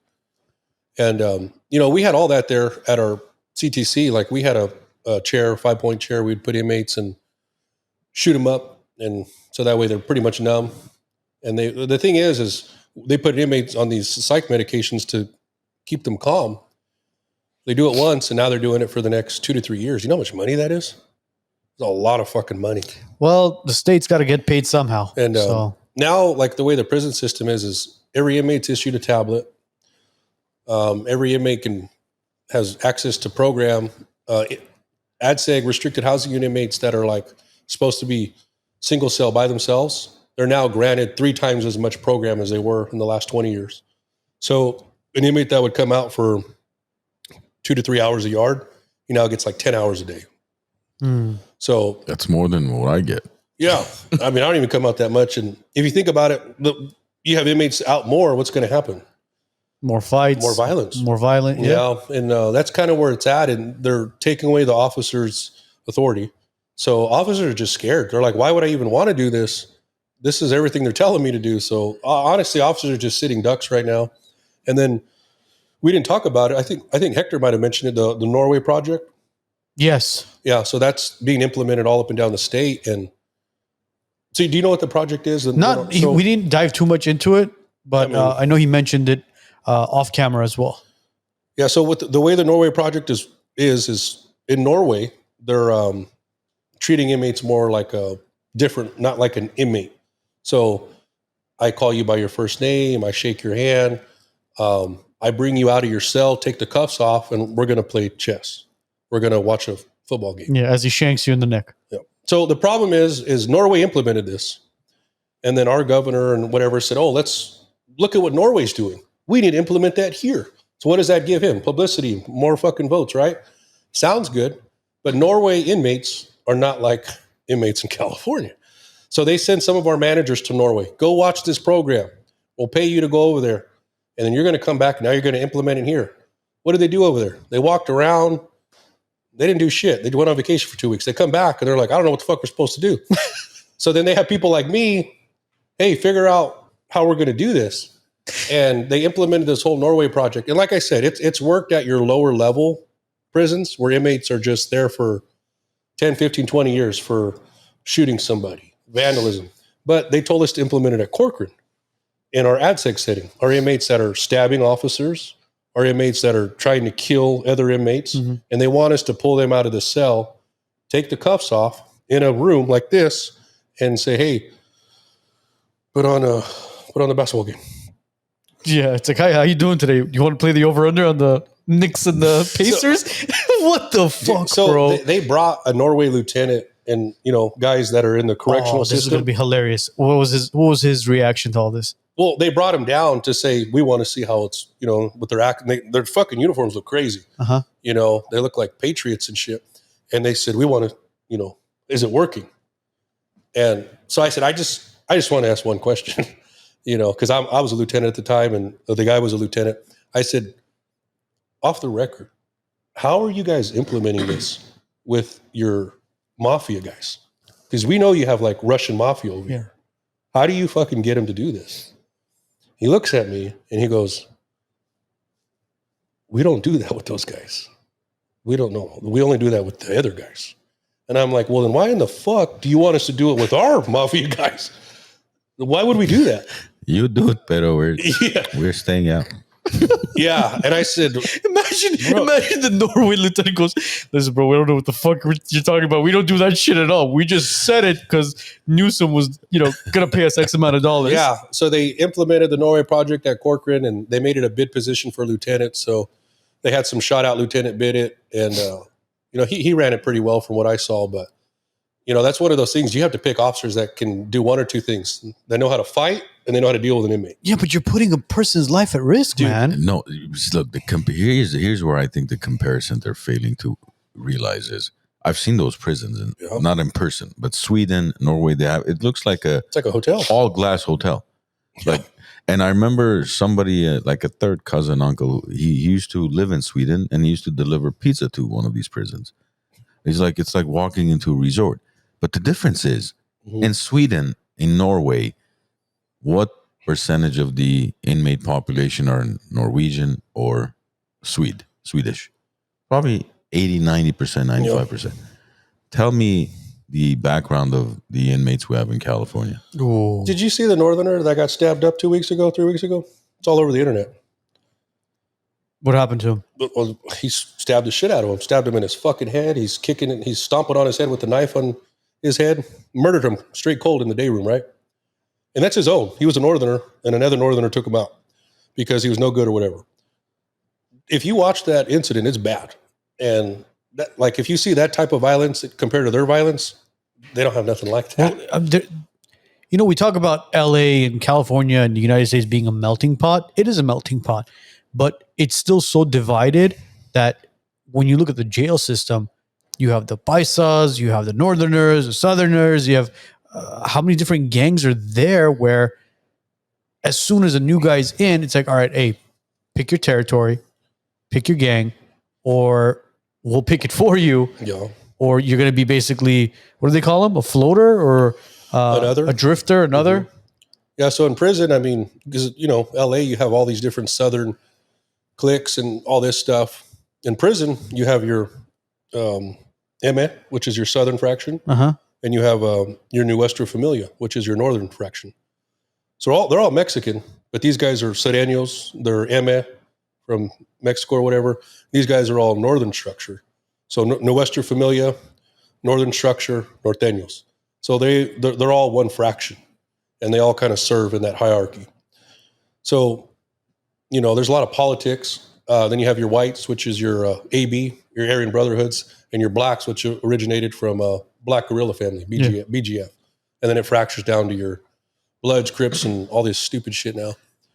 But I mean, your general population inmates is probably like 15% of what the prison system is now. Now you have all of these mental health inmates, all of these 50-50 S&Y protective custody inmates. Yeah. So it's not really like a big fraction anymore in prison. Now it's just a lot of psychotic inmates, a lot of inmates that are hurting staff, that have no structure. And the thing we liked about GP inmates is if there's 100 nuestra familia inmates, there's a structure. They don't disrespect females. They don't just walk up and disrespect cops. Like there's a structure there. And if I go and disrespect one of them, one of their shot callers is going to come talk to my supervisor. You know, it's really structured, and say, hey man, Duran over here, you know, he searched our cell and he threw all of our shit. Like that's not cool. And now that supervisor is either going to check me or they're going to start taking off on us. So there's somewhat, I mean, it sounds like there's somewhat of a respect factor from the prison guards and the inmates as far as our territory our lifestyle. The hierarchy and everything. 100%. So that supervisor is going to come and say, hey, Duran, what the fuck did you do? Don't do that shit again. Clean it up, whatever. So I get checked. He sees what happens and he tells his guys, hey, don't trip. It's not going to happen So again. we're good now. Yeah. And there's mutual respect on both ends. It's like two presidents working it out. Hey, we're gonna deal with it like this. Because if we don't, we're gonna go to war. Yeah. And if we go to war, that means your guys are gonna attack my guys. Yeah, ceasefire. It's gonna get bad. But then when you get another gang involved or another, what would you call it? So what I was getting at is like, that's only a small fraction now. So now you have your 50-50 SOI. There's no structure. So those inmates can take off on us whenever they want. They could stab us whenever they want. That's why it's so much more violent for officers, because this inmate doesn't have to get authorization from anybody. If you piss him off, he could stab you right now, and there's no repercussion for him. Oh, he doesn't answer to anybody. He doesn't answer to anybody. That's the biggest problem, in my opinion, right now in California with the prison system is these inmates don't have anybody they're listening to. So if somebody pisses them off that's custody, they can do whatever they want. And when they get in trouble, the disciplinary process isn't there anymore because mental health evaluates them and they push this whole, well, I wasn't in the right state of mind when I stabbed that cop. So then they reduce the charge. That inmate gets put back to the same facility around those officers. And what does that do to that officer? Fucking traumatizes them. Now they're scared to go to work. And that's why their morale, the camaraderie, all-time low. See, this is why we say mental institutions need to be brought back. Yeah, that would solve a lot of issues right there. Because there's a lot of bad stuff in prison that's just not being accounted for. So can they not make money off of mental institutions? Is that what it is? Of course they can. So then what's the big deal? Why doesn't it just come back? So Ask Reagan. Oh, geez. Really? Is it go back to all the way back to Reagan? It did. I think he's the one that stopped the mental institutions. Fantastic. Yeah, All right, there's some homework we got to do. He did do that. I don't remember the details, but he's right. It was Reagan. They can definitely make money. I mean, there's a lot of smaller mental institutions, but especially California, in the desert, we have all the space in the world that you could build large facilities at minimal cost. So, in my opinion, the reason why they don't do it is they go do that, they lose all their funding for their programs. So right now, a lot of prisons in the state of California have a mental health hub. They have psychologists there. They have clinicians. And those are all like apprenticeship programs that they started, and now they're being funded yearly to run those programs at those prisons. So now you have that prison being sent all this money. And that's ultimately why, in my opinion, why are they going to push for a mental institution when they're paying this prison $4 million a year to run this program? Yeah, but we've got, over 100,000, for example, transients in California, right? Yeah. And majority of them are mental patients, plus a decent percentage of inmates or mental patients. There's always ways to make money. It's not that they're going to lose money. It's just, I just think they always want there to be a problem because chaos is what they make money off of. As long as we have chaos, we have problems, issues that's not resolved, then we can ask for more federal funding. Oh, this issue's not fixed. We need another $25 billion. Okay, what did you do with the first 25? No. Nothing, but we need more. Okay, yeah, here you go. No, we built housing for the homeless. Yeah, we built housing that cost $800,000 for every 400 square feet of space. Like, I could have done that for 12 grand.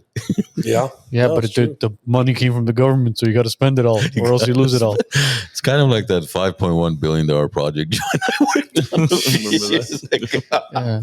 Just like the railway, right? The speed railway that Gavin Newsom's been working on since like the beginning of time. Jeez. Alex, anything that we missed before we call it a night? No, man, I appreciate the opportunity. And, I got about a quarter of everything that I really wanted to get out. That just touched the surface, but I appreciate it. It was good. Well, dude, I mean, we sat down for quite some time, and I know you have a test coming up in November, right? Yeah. As far as the security guard, right? Yeah. So let's do this. Once that test is over with and you're done studying and all that, we want to have you back. Let's hear another quarter of stories.